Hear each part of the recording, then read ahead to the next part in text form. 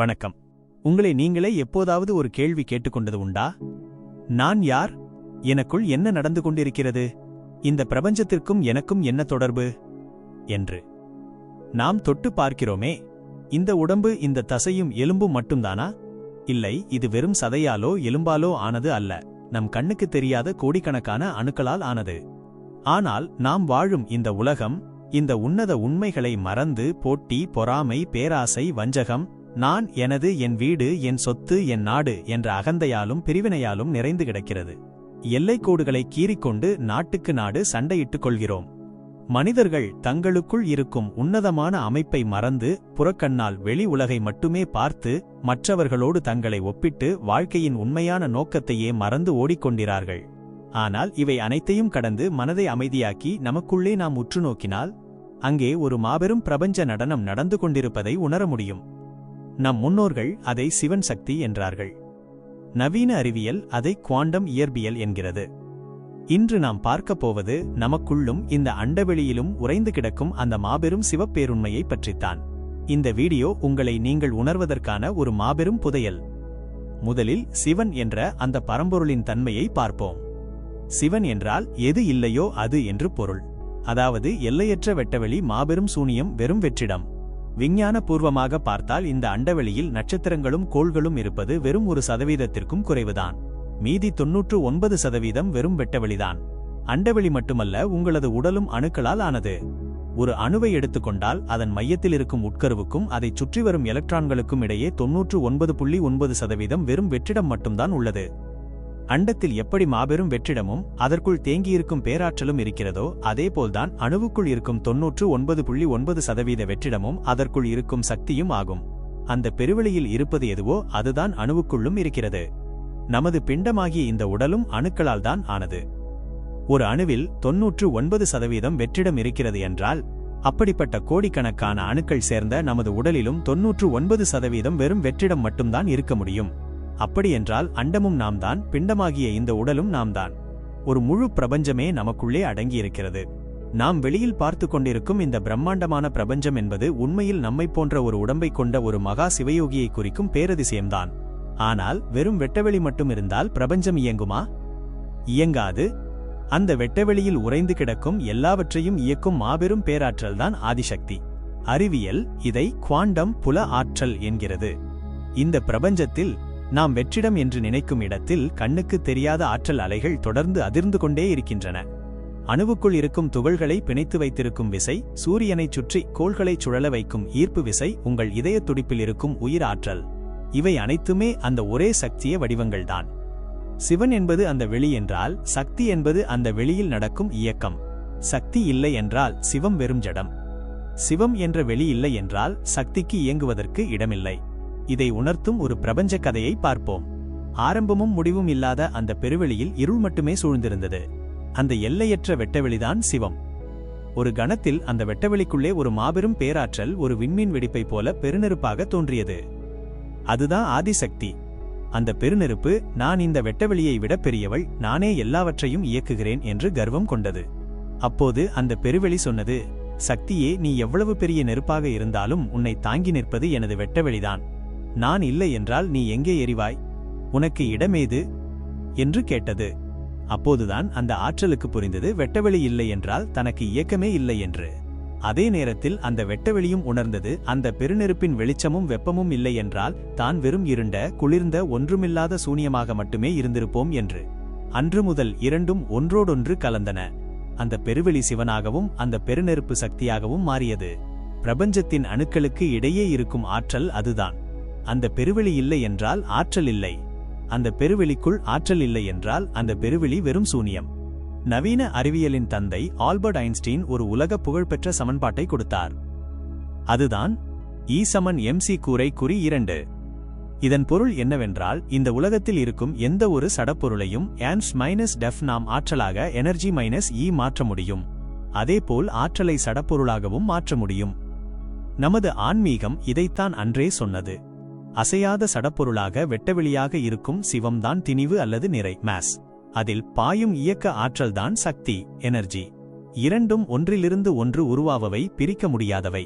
இந்த சிவன் சக்தியின் இணைவை அணுவுக்குள் நடக்கும் அந்த மாபெரும் இயக்கத்தைத்தான் நம் முன்னோர்கள் நடராஜரின் காஸ்மிக் நடனம், காஸ்மிக் டான்ஸ் என்றார்கள். நடராஜரின் நடனம் என்பது பிரபஞ்சத்தின் 5 தொழில்களை குறிக்கிறது: படைத்தல், காத்தல், அழித்தல், மறைத்தல், அருளல். குவாண்டம் இயற்பியலின்படி அணுவுக்குள் இருக்கும் துகள்கள் தொடர்ந்து குவாண்டம் புலத்திலிருந்து தோன்றுவதும், படைத்தல், கணப்பொழுதில் மறைந்து, அழித்தல், மீண்டும் ஆற்றலாக மாறுவதுமாக இருக்கின்றன. பிரபஞ்சமே ஒவ்வொரு மைக்ரோ நொடி கணத்திலும் பிறந்து இறந்து கொண்டிருக்கிறது. அணுவின் இந்த அசைவும் அண்டத்தின் அசைவும் ஒன்றுதான். இதனால்தான் உலக புகழ்பெற்ற சுவிட்சர்லாந்தின் சர்ன் அணு ஆராய்ச்சி மையத்தின் வாசலில் மாபெரும் நடராஜர் சிலை வைக்கப்பட்டுள்ளது. நவீன விஞ்ஞானிகள் அணுவை துளைத்து ஆராயும்போது அங்கே கண்டது நடராஜரின் பிரபஞ்ச நடனத்தைத்தான். இந்த பிரபஞ்சத்தின் ஒட்டுமொத்த இயக்கமே ஆண் பெண் என்ற 2 தன்மைகளின் கோட்பாடுகளுக்குள் தான் அடங்கியிருக்கிறது. இதைத்தான் நமது ஆன்மீகம் அர்த்தநாரீஸ்வரர் தத்துவம் என்கிறது. பிரபஞ்சத்தில் நாம் காணும் ஏற்ற இறக்கங்கள், மேடு பள்ளங்கள், இன்பம் துன்பம், ஆக்கம் அழிவு என எல்லாமே இந்த இருமை என்ற கட்டுப்பாட்டிற்குள் தான் இயங்குகிறது. எலக்ட்ரானும் புரோட்டானும் இணைந்தால்தான் அணு, சிவனும் சக்தியும் இணைந்தால்தான் பிரபஞ்சம். இந்த மாபெரும் உண்மையை சாதாரண மனித மனம் எப்படி புரிந்து கொள்வது? சலனப்பட்டுக்கொண்டே இருக்கும் நம் மனதை எப்படி அந்த வெட்டவெளியோடு இணைப்பது? இதற்காகத்தான் நம் முன்னோர்கள் ஆலயங்களை உருவாக்கினார்கள். ஆலய வழிபாடு என்பது ஏதோ சடங்கு அல்ல, அது நம் மனதை ஒருநிலைப்படுத்துவதற்கான முதல் படி, ஒரு அற்புதமான அறிவியல் முறை. நம் மனம் உலக விஷயங்களில் சிதறி கிடக்கும்போது அதை குவித்து ஒரு புள்ளியில் நிறுத்த வேண்டும். ஆலயத்தின் கோபுர வடிவம், அங்கே ஒலிக்கும் மணிகளின் அதிர்வு, கருவறையில் இருக்கும் காந்த ஆற்றல், மூலஸ்தானேரத்தின் மௌனம், இவை அனைத்துமே நமது சிதறிய மனதை ஒருமுகப்படுத்த உருவாக்கப்பட்ட கருவிகள். சரித்திரம் நெடுகிலும் தோன்றிய மாபெரும் ஞானிகளான இயேசுநாதர், கிருஷ்ணர், புத்தர், நபிகள் நாயகம் என அனைவரும் இந்த நிலையை அடைந்தவர்கள்தான். அவர்கள் மதங்களை தோற்றுவிக்க வரவில்லை. தனக்குள்ளே இருக்கும் அந்த பிரபஞ்ச பேரொளியை, அந்த வெட்டவெளியை உணர்ந்த யோகிகள் அவர்கள். அவர்கள் கண்டுகொண்ட, அவர்கள் உணர்ந்த அந்த பேரறிவுதான் இன்று ஒவ்வொரு மனிதனும் கும்பிடும் இறைவனாக வெவ்வேறு பெயர்களில் போற்றப்படுகிறது. எனவே இதை தியானிக்கும் நீங்களும் உங்கள் மனதில் உங்களது இறைவனை ஒருநிலைப்படுத்தி உங்களது எண்ணங்களை, சிந்தனைகளை ஒருமுகப்படுத்தினால் ஒரு மாபெரும் அதிசயம் நடக்கும். உங்களது எண்ணங்கள் என்பவை சாதாரணமானவை அல்ல, அவை பிரபஞ்சத்தில் பாயும் ஆற்றல் அதிர்வுகள். இந்த அணுக்களால் ஆன பிரபஞ்ச கோர்வையில் நீங்கள் எந்த எண்ணத்தை ஆழமாக விதைக்கிறீர்களோ அந்த அதிர்வெண்ணுக்கு தகுந்தாற்போல் உங்களுக்கு தேவையான அத்தனையையும் இந்த பிரபஞ்சத்திடம் இருந்து உங்களால் ஈர்த்து பெற்றுக்கொள்ள முடியும். மனிதனாக பிறந்த நமக்கு இந்த 6வது அறிவு ஏன் கொடுக்கப்பட்டது? மனித பிறவி என்பது சாதாரணமானது அல்ல. ஆன்மீக பரிணாம வளர்ச்சியில் மாணிக்கவாசகர் திருவாசகத்தில் பாடியது போல, புல்லாகிப் பூடாய் புழுவாய் மரமாகிப் பல்விருகமாகிப் பறவையாய் பாம்பாகிக் கல்லாய் மனிதராய் பேயாய் கணங்களாய், நாம் எத்தனையோ பிறவிகளில் புல்லாக, புழுவாக, மரமாக, பறவையாக, விலங்காக, ஏன் அசையாத கல்லாக கூட இருந்து பல கோடி வருட பயணத்திற்கு பிறகுதான் இந்த உன்னதமான மனித பிறவியை பெற்றிருக்கிறோம். இந்த அண்டவெளியில் உள்ள எல்லாமே அணுக்களால் ஆன ஒரு கோர்வைதான் என்பதை உணர்வதற்கே நமக்கு இந்த 6வது அறிவு கொடுக்கப்பட்டுள்ளது. நமது உடலின் செல்கள் அனைத்தும் இந்த அணுக்களால் ஆனதுதான். நமது வியப்பூட்டும் உடலின் மெக்கானிசம் எப்படி வேலை செய்கிறது தெரியுமா? நமது செரிமான மண்டலம் நாம் உண்ணும் உணவை உடைத்து அதிலிருந்து குளுக்கோஸ் அணுக்களையும் சத்துக்களையும் பிரித்தெடுக்கிறது. நமது சுவாச மண்டலம் நுரையீரலின் மூலம் காற்றில் உள்ள ஆக்சிஜனை எடுக்கிறது. இரத்தத்தில் உள்ள சிவப்பு அணுக்களில் இருக்கும் இரும்பு இந்த ஆக்சிஜனை சுமந்து கொண்டு உடல் முழுவதும் உள்ள செல்களுக்கு விநியோகம் செய்கிறது. செல்கள் அதை நமது இயக்கத்திற்கான ஆற்றலாக மாற்றுகின்றன. இப்படி பெற்ற ஆற்றலை கொண்டுதான் நமது நரம்பு மண்டலம் வேலை செய்கிறது. நமது தோலின் அடியில் இருக்கும் லட்சக்கணக்கான உணர்ச்சி ஏற்பிகள் நாம் தொடும் தொடுகை உணர்வுகளை சோடியம் மற்றும் பொட்டாசியம் அயனிகளின் துணை கொண்டு மின் சிக்னல்களாக மாற்றி நரம்புகள் வழியே மூளைக்கு தெரிவிக்கின்றன. இந்த அற்புதமான சிஸ்டம் மூலமாகத்தான் ஐம்புலன்களாலும் கிடைக்கக்கூடிய இன்ப நிலை மற்றும் பேரானந்தத்தை ஒரு மனிதன் அனுபவிப்பதற்காக நம் உடல் வடிவமைக்கப்பட்டுள்ளது. ஆனால் இன்றைக்கு பெரும்பாலான மனிதர்கள் இந்த விழிப்புணர்வு இல்லாத தன்மையால் தங்களின் கர்ம வினைக்கு ஏற்றவாறு, கிரகங்களின் மாற்றங்களுக்கு ஏற்ப தங்களின் மனநிலை மாறி எதற்காக வாழ்கிறோம் என்றே தெரியாமல் ஒரு மந்த குணத்தில் வாழ்ந்து கொண்டிருக்கிறார்கள். ஒரு மனிதன் பிறக்கும் அந்த புண்ணிய கணத்தில் சூரியன் எங்கே நிற்கிறது, சந்திரன் எந்த ராசியில் நிற்கிறது என்பதை பொறுத்து அவனது பிறவி தத்துவம் அமைகிறது. விஞ்ஞான ரீதியாக நிலவின் ஈர்ப்பு விசை கடலின் அலையையே மாற்றும்போது நம் உடலிலும் 60% நீர் உள்ளதால் சந்திரனின் அசைவு நம் மனநிலையிலும் பெரும் மாற்றங்களை ஏற்படுத்துகிறது. பிரபஞ்சத்தில் இருக்கும் கிரகங்களில் இருந்து வரும் கதிர்களும் அவற்றின் அதிர்வுகளும் நமது மனதை ஆட்டிப்படைக்கின்றன. இதனால் விழிப்புணர்வற்ற மனிதன் தனது ஆத்மா கடன் சுமந்து வந்த கர்ம வினையை துக்கமாக அனுபவித்துக் கொண்டே காலத்தை கழிக்கிறான். எப்போது மனிதன் தனக்குள்ளே இருக்கும் இந்த மெக்கானிசத்தை விழிப்புணர்வோடு அடைந்து கொள்கிறானோ அப்போது அவனுக்குள் இருக்கும் நான் எனது என்ற அகந்தை அழியத் தொடங்குகிறது. என் வீடு, என் சொத்து, என் பிள்ளை, என் நாடு என்ற பிரிவினைகளைத் துறந்து அவனால் ஒட்டுமொத்த பிரபஞ்சத்தின் மீதும் பேரன்பு செலுத்த முடிகிறது. சக மனிதர்கள் மீது, விலங்கினங்கள் மீது, தாவரங்கள் மீது, ஏன் அணுக்களால் ஆன அத்தனை ஜடப்பொருட்கள் மீதும் அவனால் தூய்மையான அன்பை மட்டுமே பொழிய முடிகிறது. ஏனென்றால் எல்லாமே அந்த ஒரே அணுவின் கோர்வைதான், எல்லாமே அந்த ஒரே வெட்டவெளிக்குள் இருக்கும் ஆற்றல்தான் என்று அவன் கண்டுகொள்கிறான். இப்படிப்பட்ட உன்னத ஞானத்தை ஞானம் பெற்ற தேவர்களுக்கெல்லாம் வழங்கியவர்தான் தேவாதி தேவன், மகாதேவன் என்று போற்றப்படும் நம் சிவபெருமான். நாம் வெளியிலே பார்க்கும் இந்த பிரம்மாண்டமான பிரபஞ்சம் எப்படி இருக்கிறதோ அதே பிரபஞ்சம் நமக்குள்ளேயும் இருக்கிறது. அண்டத்தில் உள்ளதே பிண்டம், பிண்டத்தில் உள்ளதே அண்டம். வெளியிலிருக்கும் பேரண்டமும் நமக்குள் இருக்கும் அணுக்களும் ஒரே நேர்கோட்டில் இணையும் அந்த உன்னத அலைன்மெண்ட் நடக்கும்போதுதான் உண்மையான சிவ தரிசனம் சாத்தியமாகிறது. அப்போது அர்த்தநாரீஸ்வரராகிய சிவனை, அந்த பேரொளியை, அந்த சிவ உண்மைத்தன்மையை உங்களது அகக்கண்ணால் மிகத் தெளிவாக உங்களால் தரிசிக்க முடியும்.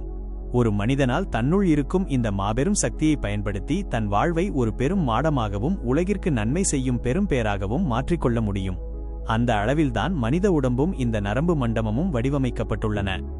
அன்பான சிவபக்தர்களே, இந்த பிரபஞ்சத்தின் மெக்கானிசத்தையும் உங்களுக்குள் இருக்கும் சிவ அலைன்மெண்ட்டையும் நீங்கள் முழுமையாக புரிந்து கொள்ள வேண்டுமென்றால் நமது சேனலில் இதற்கு முன்பு நாம் வெளியிட்டிருந்த அண்டமும் அணுவும் பிண்டமும் மைனஸ் நம் உடலுக்குள் என்ன நடக்கிறது என்ற வீடியோக்களை நீங்கள் கட்டாயம் பார்க்க வேண்டும். அதை பார்த்துவிட்டு இந்த வீடியோவை பார்க்கும்போது உங்களுக்குள் ஒரு பூரண சிவ விளக்கம் பிறக்கும். உங்களது ஆன்மீக தேடலில் இன்றைய சிவபக்தர்களுக்கான ஒரு மாபெரும் புதையல்தான் இந்த வீடியோ. உடலை தாண்டிய இந்த பேரானந்த நிலையை அடைந்து கொள்ளும்போது மனிதன் பஞ்சபூதங்களாலான இந்த பூவுடலில் இருக்கும்போதே ஞானத்தோடு வாழ்கிறான். காலம் கனிந்து இந்த பூவுடல் அழியும் போது மரணத்தை கடந்து நான் என்பது இந்த உடம்பல்ல என்ற உண்மையை உணர்ந்து பஞ்சபூதங்களோடு கரையும் போதும் அவன் அழியாத எல்லையற்ற முத்தி நிலையை அடைகிறான். நாம் தியானத்தில் அமைதியாக இருக்கும்போது உடலின் தேவையற்ற சிக்னல்கள் ஆஃப் ஆகி மூளையின் உள்நோக்கிய சிக்னல்கள் ஆன் ஆகின்றன. தியானத்தின் உச்சத்தில் உடம்பு முற்றிலும் லேசாகி 99% வெற்றிடமாக மாறுகிறது. இந்த நிலையை அடைந்த மாபெரும் ஞானிகள் ஒரே நேரத்தில் 2 இடங்களிலோ அல்லது 3 இடங்களிலோ தங்களது உடலோடு தோன்றியிருக்கிறார்கள். ஆன்மீகம் இதை சித்தர்களின் காயகல்ப சித்தி என்கிறது. அறிவியல் இதை குவாண்டம் இயற்பியலின் குவாண்டம் சிக்கல் தத்துவம் என்கிறது. ஆனால் இந்த விழிப்புணர்வை நாம் எப்படி பெறுவது? கிரகங்களின் கதிர்களாலும் கர்ம வினையாலும் ஏற்படும் மனமந்த நிலையை மாற்றி நம் கர்மாவிற்கான தீர்வுகளை நாம் எப்படி அடைவது? நம் எண்ணங்களால் மட்டுமே நாம் நினைத்த அத்தனையையும் பெற்று ஒரு சந்தோஷமான நிம்மதியான இன்ப வாழ்க்கையை நாமே உணர்ந்து வாழ்வது எப்படி? இதற்குத்தான் நம் மனதுக்கும் நாம் சுவாசிக்கும் மூச்சுக்கும் இடையே இருக்கும் ரகசியத்தை நாம் தெரிந்து கொள்ள வேண்டும். கிரகங்களின் அதிர்வுகளுக்கிடையே நமது எண்ணங்களுக்கும் நமது பிராண மூச்சுக்கும் இடையே உள்ள தொடர்பை பயன்படுத்தி கர்ம வினைகளை எப்படி வெல்வது? எண்ணங்களின் அதிர்வுகள் மூலம் நமக்கு தேவையான நன்மைகளை எப்படி ஈர்ப்பது என்பதை பற்றித்தான் நமது அடுத்த வீடியோவில் மிக ஆழமாக பார்க்கப் போகிறோம். தவறவிடாதீர்கள். உங்களுக்குள் இருக்கும் அமைதியான வெட்டவெளிதான் சிவம். உங்களை இயக்கிக் கொண்டிருக்கும் உயிர் சக்திதான் ஆதிசக்தி. இந்த உடம்பை, இந்த மனதை அமைதியாக்கி அன்பால் நிரப்புங்கள். பிரபஞ்சம் உங்களுடன் பேசத் தொடங்கும். நீங்கள் பிரபஞ்சமாகவே மாறுவீர்கள். அன்பே சிவம். நன்றி, வணக்கம்.